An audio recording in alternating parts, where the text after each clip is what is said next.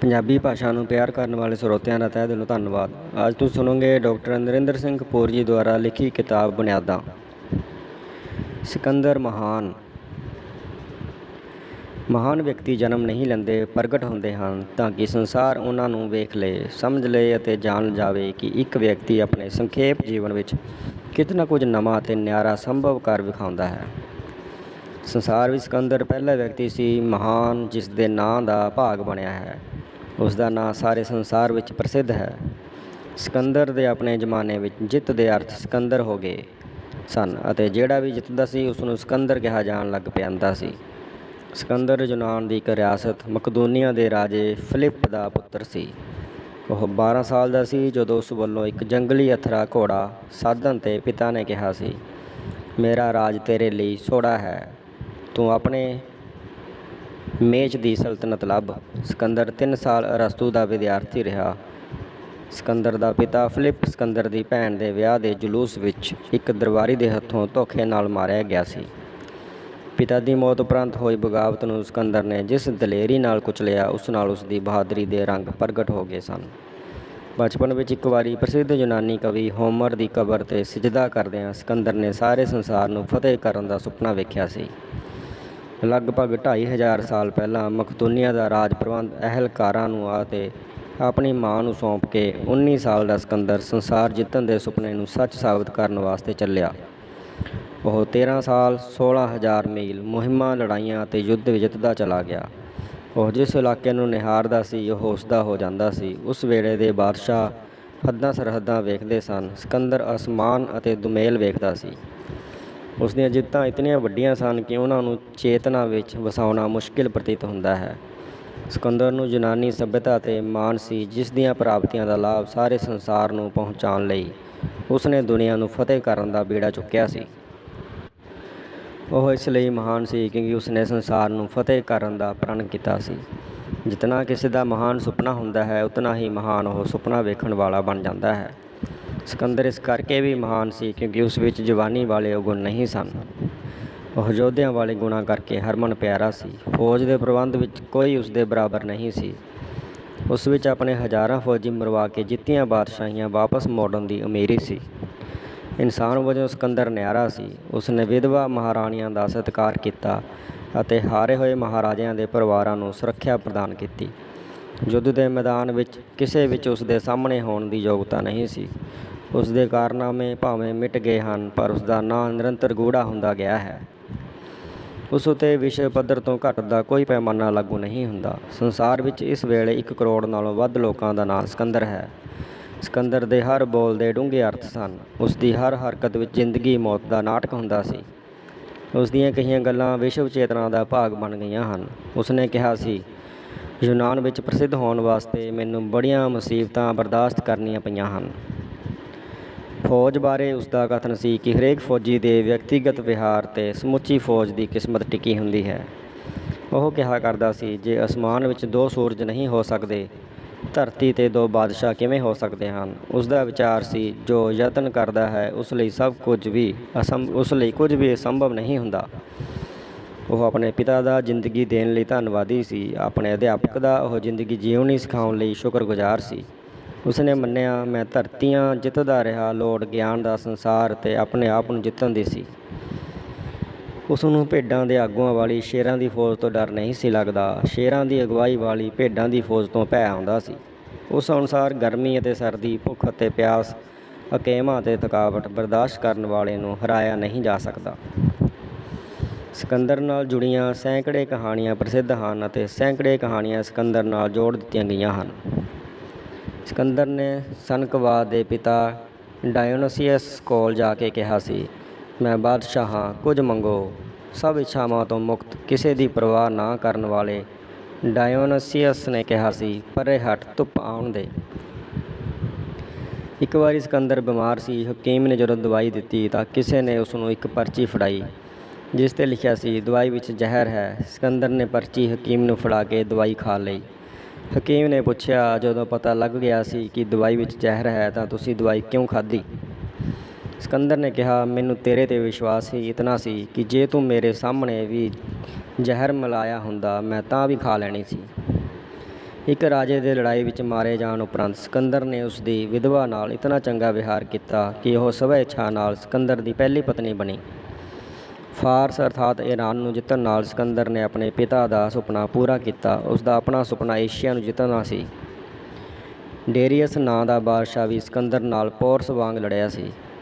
Darius ਨੇ ਸਿਕੰਦਰ ਨੂੰ Asia ਆਪਸ ਵਿੱਚ ਅੱਧਾ ਅੱਧਾ ਵੰਡਣ ਦਾ ਸੁਝਾਅ ਦਿੱਤਾ। ਡੇਰੀਅਸ ਨੇ ਕਿਹਾ, ਜੇ ਮੈਂ ਸਿਕੰਦਰ ਹੁੰਦਾ ਤਾਂ ਇਹ ਵੰਡ ਮੰਨ ਜਾਂਦਾ। ਸਿਕੰਦਰ ਨੇ ਕਿਹਾ, ਜੇ ਮੈਂ ਡੇਰੀਅਸ ਹੁੰਦਾ ਤਾਂ ਮੈਂ ਵੀ ਮੰਨ ਜਾਂਦਾ, ਪਰ ਮੈਂ ਕੀ ਕਰਾਂ, ਮੈਂ ਡੇਰੀਅਸ ਨਹੀਂ, ਮੈਂ ਸਿਕੰਦਰ ਹਾਂ। ਇੱਕ ਵਾਰੀ ਸਿਕੰਦਰ ਨੇ ਸਭ ਕੁਝ ਵੰਡ ਦਿੱਤਾ। ਦੋਸਤ ਨੇ ਪੁੱਛਿਆ, ਆਪਣੇ ਲਈ ਕੀ ਰੱਖਿਆ ਹੈ? ਤਾਂ ਸਿਕੰਦਰ ਨੇ ਕਿਹਾ ਸੀ, ਉਮੀਦ। ਸਿਕੰਦਰ ਕੋਲ ਇਤਿਹਾਸਕ ਦ੍ਰਿਸ਼ਟੀ ਸੀ। ਉਹ ਜਾਣਦਾ ਸੀ ਕਿ ਉਹ ਇਤਿਹਾਸ ਰਚ ਰਿਹਾ ਸੀ। ਏਸ਼ੀਆ ਵਿੱਚ ਉਸ ਦਾ ਡੰਕਾ ਵੱਜਦਾ ਸੀ। ਉਸਨੇ ਸੰਸਾਰ ਵਿੱਚ 35 ਨਵੇਂ ਸ਼ਹਿਰ ਵਸਾਏ ਅਤੇ ਹਰ ਖੇਤਰ 'ਤੇ ਆਪਣਾ ਪ੍ਰਭਾਵ ਛੱਡਿਆ। ਸਿਕੰਦਰ ਨੂੰ ਕੱਪੜੇ ਸਜਾਉਣ ਦਾ ਸ਼ੌਂਕ ਸੀ। ਉਹ ਸੋਹਣੇ ਨਵੇਂ ਅਤੇ ਮਜ਼ਬੂਤ ਹਥਿਆਰਾਂ ਦਾ ਮਤਵਾਲਾ ਸੀ। ਉਹ ਚੰਗੇ ਘੋੜਿਆਂ ਦਾ ਪਾਰਖੂ ਸੀ। ਜੇਹਲਮ ਉਸਦੇ ਘੋੜੇ ਦਾ ਨਾਂ ਸੀ, ਜਿਸ ਦੇ ਮਰਨ 'ਤੇ ਸਿਕੰਦਰ ਨੇ ਭਾਰਤ ਦੇ ਇੱਕ ਦਰਿਆ ਦਾ ਨਾਂ ਜੇਹਲਮ ਰੱਖ ਦਿੱਤਾ ਸੀ। ਜੇਹਲਮ ਸਿਕੰਦਰ ਤੋਂ ਸਿਵਾਏ ਕਿਸੇ ਨੂੰ ਪ੍ਰਵਾਨ ਨਹੀਂ ਸੀ ਕਰਦਾ। ਜਦੋਂ ਸਿਕੰਦਰ ਸਵਾਰੀ ਕਰਦਾ ਸੀ ਤਾਂ ਜੇਹਲਮ ਅਤੇ ਸਿਕੰਦਰ ਇੱਕ ਹੋ ਜਾਂਦੇ ਸਨ। ਉਸਦੇ ਦੋ ਪੱਕੇ ਦੋਸਤ ਸਨ। ਹੈਪਹੈਸਟੀਅਨ ਉਸਦੇ ਬਚਪਨ ਦਾ ਦੋਸਤ ਸੀ। ਦੂਜਾ ਦੋਸਤ ਕ੍ਰੇਟਸ ਸੀ। ਸਿਕੰਦਰ ਪਿਆਰ ਪਹਿਲੇ ਨੂੰ ਕਰਦਾ ਸੀ, ਸਤਿਕਾਰ ਵਧੇਰੇ ਦੂਜੇ ਦਾ ਕਰਦਾ ਸੀ।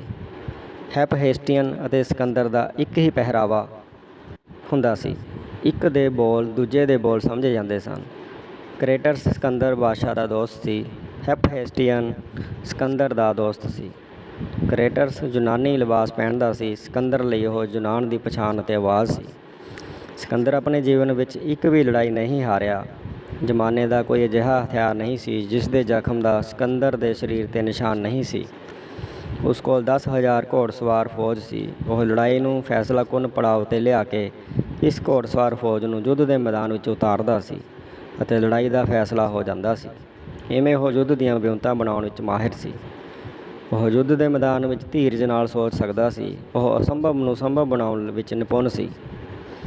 ਇੱਕ ਵਾਰ ਇੱਕ ਸਿੱਧੀ ਪਹਾੜੀ 'ਤੇ ਚੜ੍ਹਨ ਲਈ ਉਸਨੇ ਇੱਕ ਫੌਜੀ ਮੰਗਿਆ। 300 ਤੋਂ ਵੱਧ ਫੌਜੀ ਅੱਗੇ ਆਏ, ਜਿਨ੍ਹਾਂ ਨੇ ਰਾਤੋਂ ਰਾਤ ਪਹਾੜੀ 'ਤੇ ਚੜ੍ਹ ਕੇ ਸਿਕੰਦਰ ਦਾ ਜਦੋਂ ਝੰਡਾ ਲਹਿਰਾ ਦਿੱਤਾ ਤਾਂ ਅਫਵਾਹ ਫੈਲ ਗਈ ਕਿ ਸਿਕੰਦਰ ਕੋਲ ਉੱਡਣ ਵਾਲੀ ਪਰਾਂ ਵਾਲੀ ਫੌਜ ਵੀ ਸੀ। ਉਹ ਆਪਣੇ ਭਾਸ਼ਣ ਨਾਲ ਹੀ ਜਿੱਤ ਦੀ ਨੁਹਾਰ ਨਿਸ਼ਚਿਤ ਕਰ ਦਿਆ ਕਰਦਾ ਸੀ। ਉਸਦੇ ਹਮਲਾ ਕਰਨ ਤੋਂ ਪਹਿਲਾਂ ਹੀ ਉਸਦੇ ਜਿੱਤਣ ਦੀਆਂ ਖਬਰਾਂ ਫੈਲ ਜਾਂਦੀਆਂ ਸਨ। ਹੁਣ ਵੀ ਸੰਸਾਰ ਵਿੱਚ ਫੌਜਾਂ ਦੇ ਜਰਨੈਲ ਉਸਦੀ ਯੁੱਧ ਕਲਾ ਅਤੇ ਯੁੱਧ ਦੇ ਪੈਂਤੜਿਆਂ ਦਾ ਅਧਿਐਨ ਕਰਦੇ ਹਨ। ਉਹ ਜਰਨੈਲਾਂ ਦਾ ਜਰਨੈਲ ਸੀ। ਪਹਿਲਾਂ ਸਿਕੰਦਰ ਜਿੱਤ ਲਈ ਤਾਂਘਦਾ ਸੀ, ਫਿਰ ਜਿੱਤਾਂ ਸਿਕੰਦਰ ਲਈ ਤਾਂਘਣ ਲੱਗ ਪਈਆਂ ਸਨ। ਸਿਕੰਦਰ ਦਾ ਭੈ ਅਤੇ ਰੋਹਬ ਇਤਨਾ ਸੀ ਕਿ ਰਾਜੇ ਉਸਦੀ ਈਨ ਮੰਨਣ ਲਈ ਕਾਹਲੇ ਪੈ ਜਾਂਦੇ ਸਨ, ਕਿਉਂਕਿ ਜਿਸ ਨੇ ਉਸਦੀ ਈਨ ਮੰਨੀ ਉਸ ਨੂੰ ਉਸਨੇ ਰਾਜਾ ਥਾਪਿਆ। ਜਦੋਂ ਚੱਲਿਆ ਸੀ, ਯੂਨਾਨ ਦੇ ਸਿਰ 'ਤੇ ਕਰਜ਼ਾ ਸੀ। 50 ਮਹੀਨਿਆਂ ਵਿੱਚ ਸੰਸਾਰ ਦੇ ਖਜ਼ਾਨੇ ਉਸਦੇ ਹੋਣ ਲਈ ਤਰਲੇ ਲੈ ਰਹੇ ਸਨ। ਸੰਸਾਰ ਵਿੱਚ ਉਹ ਪਹਿਲਾ ਅਤੇ ਅੰਤਲਾ ਯੋਧਾ ਸੀ ਜਿਸ ਨੇ ਸੰਸਾਰ ਨੂੰ ਜਿੱਤਣ ਦਾ ਸੁਪਨਾ ਵੇਖਿਆ ਅਤੇ ਸੁਪਨਾ ਪੂਰਾ ਕਰਨ ਦਾ ਉਪਰਾਲਾ ਵੀ ਕੀਤਾ। ਸਿਕੰਦਰ ਦੀ ਜਰਨੈਲੀ ਯੋਗਤਾ ਦੇ ਕਿੱਸੇ ਸਾਰੇ ਜਗਤ ਵਿੱਚ ਪ੍ਰਸਿੱਧ ਹਨ। ਇੱਕ ਵਾਰੀ ਉਸਨੇ ਇੱਕ ਲੜਾਈ ਵਿੱਚ ਪਹਾੜੀ ਰਸਤੇ ਦੇ 400 ਮੀਲ ਦਾ ਸਫ਼ਰ ਪੂਰੇ ਫੌਜੀ ਲਸ਼ਕਰ ਨਾਲ 11 ਦਿਨਾਂ ਵਿੱਚ ਪੂਰਾ ਕੀਤਾ। ਉਸਦੀ ਫੌਜ ਥਕਾਵਟ, ਭੁੱਖ ਅਤੇ ਪਿਆਸ ਨਾਲ ਬੇਹਾਲ ਸੀ। ਵਾਪਸ ਮੁੜਨ ਦੀਆਂ ਗੱਲਾਂ ਹੋ ਰਹੀਆਂ ਸਨ। ਸਭ ਤੋਂ ਵੱਡੀ ਘਾਟ ਪਾਣੀ ਦੀ ਸੀ। ਕੁਝ ਸਿਪਾਹੀਆਂ ਨੇ ਦੂਰੋਂ ਦਰਿਆ ਤੋਂ ਪਾਣੀ ਦੇ ਕੁਝ ਤੋੜੇ ਲਿਆਂਦੇ ਅਤੇ ਪਾਣੀ ਦਾ ਪਹਿਲਾ ਪਿਆਲਾ ਸਿਕੰਦਰ ਨੂੰ ਦਿੱਤਾ। ਸਾਰੇ ਵੇਖ ਰਹੇ ਸਨ। ਸਿਕੰਦਰ ਨੇ ਆਪ ਪੀਣ ਦੀ ਬਜਾਏ ਕਿਹਾ, ਅਸੀਂ ਸਾਰੇ ਪਿਆਸੇ ਹਾਂ, ਪਹਿਲਾਂ ਮੇਰੇ ਸਾਥੀ ਪੀਣਗੇ, ਜਦੋਂ ਉਹਨਾਂ ਦੀ ਪਿਆਸ ਬੁੱਝ ਜਾਵੇਗੀ, ਮੇਰੀ ਆਪੇ ਬੁੱਝ ਜਾਵੇਗੀ। ਸਿਕੰਦਰ ਦੇ ਇਸ ਵਿਹਾਰ ਨੂੰ ਵੇਖ ਕੇ ਵਾਪਸ ਮੁੜਨ ਦੀਆਂ ਗੱਲਾਂ ਕਰਨ ਵਾਲੇ ਸਿਪਾਹੀ ਹੌਸਲੇ ਵਿੱਚ ਆ ਕੇ ਕਹਿਣ ਲੱਗੇ, ਤੇਰੇ ਜਿਹਾ ਆਗੂ ਹੋਵੇ, ਪਿਆਸ ਭੁੱਖ ਕੁਝ ਵੀ ਨਹੀਂ। ਚੱਲ ਨਵੀਆਂ ਧਰਤੀਆਂ ਜਿੱਤੀਏ ਅਤੇ ਨਵਾਂ ਇਤਿਹਾਸ ਸਿਰਜੀਏ। ਅਸੀਂ ਸਾਰੀ ਦੁਨੀਆ ਜਿੱਤ ਕੇ ਤੇਰੇ ਕਦਮਾਂ ਵਿੱਚ ਵਿਛਾ ਦਿਆਂਗੇ। ਭਾਰਤ ਵਿੱਚ ਲੜਾਈ ਤੋਂ ਪਹਿਲਾਂ ਸਿਕੰਦਰ ਨੇ ਪੋਰਸ ਨੂੰ ਸੁਨੇਹਾ ਭੇਜਿਆ ਕਿ ਮੈਨੂੰ ਆਪਣੇ ਰਾਜ ਦੀਆਂ ਹੱਦਾਂ 'ਤੇ ਆ ਕੇ ਮਿਲ। ਸਵਾਗਤ ਕਰ, ਈਨ ਮੰਨ ਅਤੇ ਨਜ਼ਰਾਨਾ ਭੇਟ ਕਰ। ਪੋਰਸ ਨੇ ਉੱਤਰ ਭੇਜਿਆ, ਮੈਂ ਮਿਲਾਂਗਾ ਜ਼ਰੂਰ, ਪਰ ਯੁੱਧ ਦੇ ਮੈਦਾਨ ਵਿੱਚ ਤਿਆਰ ਹੋ ਕੇ ਆਉਣਾ। ਪੋਰਸ ਹਾਰ ਜ਼ਰੂਰ ਗਿਆ ਸੀ, ਪਰ ਉਹ ਝੁਕਿਆ ਨਹੀਂ ਸੀ। ਸਿਕੰਦਰ ਆਪ ਬਹਾਦਰ ਸੀ ਅਤੇ ਬਹਾਦਰਾਂ ਦਾ ਕਦਰਦਾਨ ਸੀ। ਉਹ ਬਹਾਦਰ ਪੋਰਸ ਦੇ ਦੀਦਾਰ ਕਰਨੇ ਚਾਹੁੰਦਾ ਸੀ। ਉਸਨੇ ਕਈ ਸੁਨੇਹੇ ਭੇਜੇ ਪਰ ਪੋਰਸ ਨੇ ਕੋਈ ਪਰਵਾਹ ਨਾ ਕੀਤੀ। ਅੰਤ ਨੂੰ ਸੰਦੇਸ਼ ਭੇਜਿਆ, ਇਹ ਇੱਕ ਦੋਸਤ ਦਾ ਸੁਨੇਹਾ ਹੈ। ਪੋਰਸ ਆਇਆ, ਦੋਵੇਂ ਜ਼ਖਮੀ ਸਨ। ਆਮੋ ਸਾਹਮਣੇ ਖਲੋਤਿਆਂ ਸਿਕੰਦਰ ਨੇ ਪੋਰਸ ਨੂੰ ਪੁੱਛਿਆ, ਕੀ ਸੋਚ ਕੇ ਮੇਰੇ ਵਿਰੁੱਧ ਡਟਿਆ ਸੀ ਤੂੰ? ਤੈਨੂੰ ਪਤਾ ਸੀ ਕਿ ਮੈਂ ਸ਼ਰਨ ਆਇਆਂ ਨੂੰ ਮੁਆਫ਼ ਕਰਨ ਲਈ ਪ੍ਰਸਿੱਧ ਹਾਂ। ਪੋਰਸ ਨੇ ਕਿਹਾ, ਮੈਨੂੰ ਆਪਣੇ ਆਪ 'ਤੇ ਆਪਣੀ ਬਹਾਦਰੀ 'ਤੇ ਮਾਣ ਸੀ। ਮੈਂ ਸੋਚਿਆ ਕਰਦਾ ਸਾਂ ਕਿ ਮੈਂ ਸਭ ਤੋਂ ਵੱਧ ਬਹਾਦਰ ਹਾਂ। ਇਸ ਲੜਾਈ ਵਿੱਚ ਮੈਂ ਆਪਣੀ ਬਹਾਦਰੀ ਤੇਰੀ ਬਹਾਦਰੀ ਨਾਲ ਮਾਪੀ ਹੈ। ਮੈਂ ਮੰਨਦਾ ਹਾਂ ਕਿ ਤੂੰ ਮੇਰੇ ਨਾਲੋਂ ਵੀ ਬਹਾਦਰ ਹੈ, ਪਰ ਤੂੰ ਵੀ ਮੰਨ ਕਿ ਮੈਂ ਵੀ ਬਹਾਦਰ ਹਾਂ। ਅੰਤ ਨੂੰ ਜਦੋਂ ਸਿਕੰਦਰ ਨੇ ਪੁੱਛਿਆ, ਤੇਰੇ ਨਾਲ ਕੀ ਸਲੂਕ ਕੀਤਾ ਜਾਵੇ, ਤਾਂ ਪੋਰਸ ਨੇ ਮਾਣ ਨਾਲ ਕਿਹਾ ਸੀ, ਜੋ ਇੱਕ ਬਾਦਸ਼ਾਹ ਵੱਲੋਂ ਦੂਜੇ ਬਾਦਸ਼ਾਹ ਨਾਲ ਕੀਤਾ ਜਾਣਾ ਚਾਹੀਦਾ ਹੈ। ਇਹ ਸੁਣ ਕੇ ਸਿਕੰਦਰ ਪ੍ਰਸੰਨ ਹੋਇਆ ਸੀ। ਸਿਕੰਦਰ ਨੇ ਦੂਜਾ ਪ੍ਰਸ਼ਨ ਪੁੱਛਿਆ ਸੀ, ਦੱਸ ਤੈਨੂੰ ਕੀ ਚਾਹੀਦਾ ਹੈ? ਪੋਰਸ ਨੇ ਕਿਹਾ, ਸਿਕੰਦਰ, ਤੇਰੇ ਪਹਿਲੇ ਸਵਾਲ ਦੇ ਜਵਾਬ ਵਿੱਚ ਮੈਂ ਜੋ ਕਿਹਾ ਹੈ ਉਸ ਵਿੱਚ ਸਭ ਵੇਰਵੇ ਸ਼ਾਮਿਲ ਹਨ। ਪਹਿਲੇ ਸਵਾਲ ਦੇ ਜਵਾਬ ਤੋਂ ਪ੍ਰਸੰਨ ਹੋ ਕੇ ਸਿਕੰਦਰ ਨੇ ਪੋਰਸ ਦੀ ਬਾਦਸ਼ਾਹੀ ਮੋੜ ਦਿੱਤੀ ਸੀ। ਦੂਜੇ ਪ੍ਰਸ਼ਨ ਦੇ ਉੱਤਰ ਵਿੱਚ ਪੋਰਸ ਦੇ ਬੋਲੇ ਸ਼ਬਦਾਂ ਤੋਂ ਨਿਹਾਲ ਹੋ ਕੇ ਸਿਕੰਦਰ ਨੇ ਪੋਰਸ ਦੀ ਬਾਦਸ਼ਾਹੀ ਵਿੱਚ ਹੋਰ ਇਲਾਕੇ ਜੋੜ ਕੇ ਉਸ ਦੇ ਰਾਜ ਨੂੰ ਵਿਸ਼ਾਲ ਕਰ ਦਿੱਤਾ ਸੀ। ਸਿਕੰਦਰ ਹੈ ਤਾਂ ਹਮਲਾਵਰ ਹੀ ਸੀ, ਪਰ ਪੋਰਸ ਨਾਲ ਚੰਗਾ ਵਿਹਾਰ ਕਰਨ ਕਰਕੇ ਉਸਨੇ ਭਾਰਤੀਆਂ ਦੇ ਦਿਲ ਜਿੱਤ ਲਏ ਸਨ। ਸਿਕੰਦਰ ਨੇ ਕੇਵਲ ਭਾਰਤ ਦੇ ਪੋਰਸ ਨਾਲ ਹੀ ਚੰਗਾ ਸਲੂਕ ਨਹੀਂ ਸੀ ਕੀਤਾ, ਉਸਨੇ ਹਰ ਬਾਦਸ਼ਾਹ ਨਾਲ ਚੰਗਾ ਸਲੂਕ ਕੀਤਾ ਸੀ, ਕਿਉਂਕਿ ਉਸਨੇ ਵਾਪਸ ਵੀ ਜਾਣਾ ਸੀ। ਇਸ ਲਈ ਉਹ ਆਪਣੀ ਜਿੱਤਾਂ ਨੂੰ ਸਦਭਾਵਨਾ ਦੇ ਰੰਗ ਵਿੱਚ ਰੰਗਦਾ ਚਲਾ ਗਿਆ। ਇਹੀ ਕਾਰਨ ਹੈ ਕਿ ਵਿਸ਼ਵ ਭਰ ਵਿੱਚ ਸਿਕੰਦਰ ਬਾਰੇ ਹਰੇਕ ਗੱਲ ਪ੍ਰਸ਼ੰਸਾਮਈ ਮੁਹਾਵਰੇ ਵਿੱਚ ਹੀ ਕੀਤੀ ਜਾਂਦੀ ਹੈ। ਹਮਲਾਵਰ ਹੋਣ 'ਤੇ ਵੀ ਸਤਿਕਾਰ ਜਿੱਤਣਾ ਕੇਵਲ ਸਿਕੰਦਰ ਜਾਣਦਾ ਸੀ। ਸਿਕੰਦਰ ਨੇ ਸਾਬਤ ਕੀਤਾ ਸੀ ਕਿ ਯੁੱਧ ਜਿੱਤਣ ਤੋਂ ਬਿਨਾਂ ਬਾਦਸ਼ਾਹੀਆਂ ਨਹੀਂ ਉਸਰਦੀਆਂ ਅਤੇ ਬਾਦਸ਼ਾਹੀਆਂ ਤੋਂ ਬਿਨਾਂ ਸੱਭਿਅਤਾਵਾਂ ਦਾ ਪ੍ਰਭਾਵ ਨਹੀਂ ਪੈਂਦਾ। ਸੁਤੰਤਰਤਾ ਉਪਰੰਤ ਭਾਰਤ ਦੇ ਰਾਸ਼ਟਰਪਤੀ ਡਾਕਟਰ ਰਾਧਾ ਕ੍ਰਿਸ਼ਨਨ ਨੇ ਯੂਨਾਨ ਦੇ ਬਾਦਸ਼ਾਹ ਦਾ ਭਾਰਤ ਯਾਤਰਾ 'ਤੇ ਪਹੁੰਚਣ ਸਮੇਂ ਸਵਾਗਤ ਕਰਦਿਆਂ ਕਿਹਾ ਸੀ, ਸਾਡੇ ਤੁਹਾਡੇ ਨਾਲ ਸੰਬੰਧ ਹਜ਼ਾਰਾਂ ਸਾਲ ਪੁਰਾਣੇ ਹਨ। ਤੁਸੀਂ ਯੂਨਾਨ ਦੇ ਪਹਿਲੇ ਬਾਦਸ਼ਾਹ ਹੋ ਜਿਹੜੇ ਸਾਡੇ ਸੱਦੇ 'ਤੇ ਆਏ ਹੋ। ਤੁਹਾਡਾ ਸਿਕੰਦਰ 2500 ਸਾਲ ਪਹਿਲਾਂ ਬਿਨ ਬੁਲਾਏ ਹੀ ਆਇਆ ਸੀ। ਸਿਕੰਦਰ ਨੇ ਸਾਰੇ ਸਮਝੌਤੇ ਪਾਲੇ, ਸਾਰੇ ਵਾਅਦੇ ਨਿਭਾਏ। ਉਹ ਦੇਣ ਵਿੱਚ ਮਹਾਨ ਸੀ, ਮੁਆਫ਼ ਕਰਨ ਵਿੱਚ ਉਹ ਲਾਸਾਨੀ ਸੀ। ਉਹ ਇਤਨਾ ਹਿੰਮਤੀ ਸੀ ਕਿ ਇਹ ਕਦੇ ਹੋਇਆ ਹੀ ਨਹੀਂ ਸੀ ਕਿ ਸਿਕੰਦਰ ਆਪ ਖਲੋਤਾ ਰਹੇ ਅਤੇ ਬਹਾਦਰੀ ਕੋਈ ਹੋਰ ਵਿਖਾ ਜਾਏ। ਉਹ ਆਪਣੀ ਗਲਤੀ ਝੱਟ ਮੰਨ ਲੈਂਦਾ ਸੀ, ਗਲਤੀ ਤੋਂ ਸਬਕ ਸਿੱਖਦਾ ਸੀ। ਅਤੀਤ ਦੀ ਥਾਂ ਉਹ ਭਵਿੱਖ ਵੱਲ ਵੇਖਦਾ ਸੀ। ਉਸ ਕੋਲ ਪਛਤਾਵਿਆਂ ਲਈ ਵਕਤ ਹੀ ਨਹੀਂ ਸੀ। ਉਹ ਉਦੋਂ ਹੀ ਉਦਾਸ ਹੁੰਦਾ ਸੀ ਜਦੋਂ ਯੁੱਧ ਦੇ ਮੈਦਾਨ ਵਿੱਚ ਉਸ ਦਾ ਕੋਈ ਬਹਾਦਰ ਜਰਨੈਲ ਜਾਂ ਨਮੂਨੇ ਦਾ ਸਿਪਾਹੀ ਵਿਛੜਦਾ ਸੀ। ਉਸ ਵਿੱਚ ਮਹਾਨ ਵਿਅਕਤੀਆਂ ਵਾਲੇ ਸਧਾਰਨ ਦੋਸ਼ ਵੀ ਸਨ। ਉਹ ਕਾਹਲਾ ਸੀ, ਤੈਸ਼ ਵਿੱਚ ਆ ਜਾਂਦਾ ਸੀ, ਚਾਪਲੂਸ ਉਸ ਨੂੰ ਭਰਮਾ ਲੈਂਦੇ ਸਨ। ਉਸ ਦੇ ਕਈ ਨੁਕਸ ਜੱਦੀ ਸਨ, ਕੁਝ ਜਵਾਨੀ ਨਾਲ ਸੰਬੰਧਿਤ ਸਨ।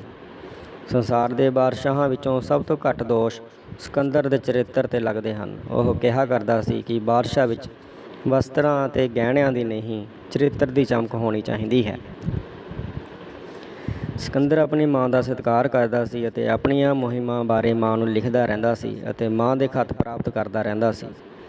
ਏਸ਼ੀਆ ਦੀ ਮੁਹਿੰਮ ਫਤਿਹ ਕਰਕੇ ਉਹ ਮਾਂ ਨੂੰ ਮਿਲਣਾ ਚਾਹੁੰਦਾ ਸੀ, ਪਰ ਉਸ ਦੀ ਇਹ ਖਾਹਿਸ਼ ਪੂਰੀ ਨਾ ਹੋਈ।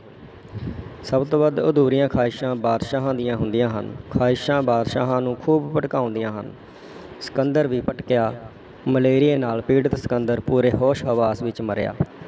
32 ਸਾਲ ਦੀ ਉਮਰ ਵਿੱਚ ਸਿਕੰਦਰ ਮਰ ਵੀ ਗਿਆ ਸੀ। ਜਦੋਂ ਉਸਨੂੰ ਪਤਾ ਲੱਗ ਗਿਆ ਕਿ ਉਸ ਦੇ ਬਚਣ ਦੀ ਕੋਈ ਸੰਭਾਵਨਾ ਨਹੀਂ, ਤਾਂ ਉਸਨੇ ਲਿਖ ਕੇ ਕਿਹਾ ਕਿ ਉਸ ਦੇ ਮਰਨ 'ਤੇ 3 ਕੰਮ ਕੀਤੇ ਜਾਣ। ਪਹਿਲਾ, ਮੇਰੀ ਅਰਥੀ ਮੇਰੇ ਹਕੀਮ ਚੁੱਕ ਕੇ ਲੈ ਕੇ ਜਾਣ ਤਾਂ ਕਿ ਸੰਸਾਰ ਜਾਣ ਜਾਵੇ ਕਿ ਮੌਤ ਤੋਂ ਕੋਈ ਨਹੀਂ ਬਚਿਆ, ਕੋਈ ਨਹੀਂ ਬਚਾ ਸਕਦਾ। ਦੂਜਾ, ਕਬਰਸਤਾਨ ਤੱਕ ਦੇ ਰਸਤੇ ਉੱਤੇ ਮੇਰੇ ਖਜ਼ਾਨਿਆਂ ਵਿੱਚ ਪਏ ਹੀਰੇ ਮੋਤੀ ਖਿਲਾਰੇ ਜਾਣ ਤਾਂ ਕਿ ਹਰ ਕੋਈ ਜਾਣ ਜਾਵੇ ਕਿ ਸਭ ਦੌਲਤਾਂ ਅਤੇ ਸਾਰੇ ਖਜ਼ਾਨੇ ਇੱਥੇ ਹੀ ਰਹਿ ਜਾਣਗੇ। ਤੀਜਾ, ਮੇਰੀ ਅਰਥੀ ਵਿੱਚੋਂ ਮੇਰੇ ਹੱਥ ਬਾਹਰ ਕੱਢ ਕੇ ਰੱਖੇ ਜਾਣ ਤਾਂ ਕਿ ਮੈਂ ਸੰਸਾਰ ਨੂੰ ਦੱਸ ਸਕਾਂ ਕਿ ਜਿਸ ਨੇ ਦੁਨੀਆ ਜਿੱਤ ਲਈ ਸੀ, ਦੁਨੀਆ ਤੋਂ ਜਾਣ ਵੇਲੇ ਉਸ ਦੇ ਵੀ ਦੋਵੇਂ ਹੱਥ ਖਾਲੀ ਸਨ। ਸਿਕੰਦਰ ਨੂੰ ਭਾਰਤ ਦੀ ਰੂਹਾਨੀਅਤ ਨੇ ਵਿਗਾੜਿਆ ਸੀ।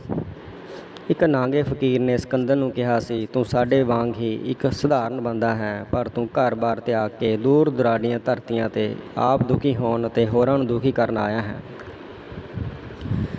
ਆਪਣੇ ਜੀਵਨ ਦੇ ਅੰਤਲੇ ਦਿਨਾਂ ਵਿੱਚ ਸਿਕੰਦਰ ਦਾਰਸ਼ਨਿਕ ਹੋ ਗਿਆ ਸੀ। ਸਿਕੰਦਰ ਲਈ ਹਰੇਕ ਦਿਨ ਇੱਕ ਨਵਾਂ ਮੁਹਿੰਮ ਹੋਇਆ ਕਰਦਾ ਸੀ। ਉਹ ਦਰਿਆ ਵਾਂਗ ਖੁੱਲ੍ਹਾ ਸੀ, ਪਹਾੜ ਵਾਂਗ ਵਿਸ਼ਾਲ, ਮੈਦਾਨ ਵਾਂਗ ਸਰਲ, ਅਸਮਾਨ ਵਾਂਗ ਉੱਚਾ ਅਤੇ ਸਮੁੰਦਰ ਵਾਂਗ ਭਰਿਆ ਹੋਇਆ ਸੀ। ਉਸ ਦਾ ਸੁਪਨਾ ਇੱਕ ਵਿਸ਼ਵ ਸੱਭਿਅਤਾ ਦਾ ਉਸਾਰਨ ਦਾ ਸੀ, ਪਰ ਉਸ ਕੋਲ ਆਪਣੇ ਇਰਾਦਿਆਂ ਨੂੰ ਸਾਕਾਰ ਕਰਨ ਦੇ ਪੱਖੋਂ ਬਹੁਤਾ ਵਕਤ ਨਹੀਂ ਸੀ। ਕਿਉਂਕਿ ਜ਼ਿੰਦਗੀ ਨੇ ਵਫਾ ਨਹੀਂ ਸੀ ਕੀਤੀ, ਉਸ ਕੋਲ ਸਾਹ ਥੁੜ ਗਏ ਸਨ। ਜਿਸ ਨੇ ਕਦੇ ਹਾਰ ਸ਼ਬਦ ਨਹੀਂ ਸੀ ਸੁਣਿਆ, ਉਸ ਨੂੰ ਮੌਤ ਨੇ ਜਿੱਤ ਲਿਆ ਸੀ। ਉਹ ਅੱਜ ਵੀ ਪ੍ਰੇਰਨਾ ਦਾ ਸਰੋਤ ਹੈ, ਹਿੰਮਤ ਅਤੇ ਲਗਨ ਦਾ ਵਗਦਾ ਦਰਿਆ ਹੈ। ਉਹ ਹਾਰਿਆਂ ਦਾ ਹੌਸਲਾ ਹੈ, ਉਹ ਨਿਆਸਰਿਆਂ, ਨਪੱਤਿਆਂ ਅਤੇ ਪਛੜਿਆਂ ਲਈ ਜਿੱਤ ਦਾ ਪਰਚਮ ਹੈ। ਉਹ ਉਦੇਸ਼ਹੀਣਾਂ ਲਈ ਵਗਾਰ ਹੈ, ਉਹ ਵੱਡੇ ਅਤੇ ਉੱਚੇ ਸੁਪਨਿਆਂ ਦਾ ਅੰਬਾਰ ਹੈ। ਉਹ ਆਸ ਉਮੀਦ ਦਾ ਚਾਨਣ ਮਨਾਰਾ ਹੈ। ਉਹ ਵਿਸ਼ਵ ਇਤਿਹਾਸ ਦਾ ਪਹਿਲਾ ਮਹਾਨ ਨਾਇਕ ਹੈ। ਸੰਸਾਰ ਵਿੱਚ ਸਿਕੰਦਰ ਇੱਕ ਹੀ ਹੋਇਆ ਹੈ, ਸੰਸਾਰ ਲਈ ਇੱਕ ਹੀ ਸਿਕੰਦਰ ਕਾਫੀ ਹੈ। ਚੈਨਲ ਨੂੰ ਸਬਸਕ੍ਰਾਈਬ ਕਰਨ ਲਈ ਧੰਨਵਾਦ। ਤੁਹਾਡਾ ਦਿਨ ਸ਼ੁਭ ਰਹੇ।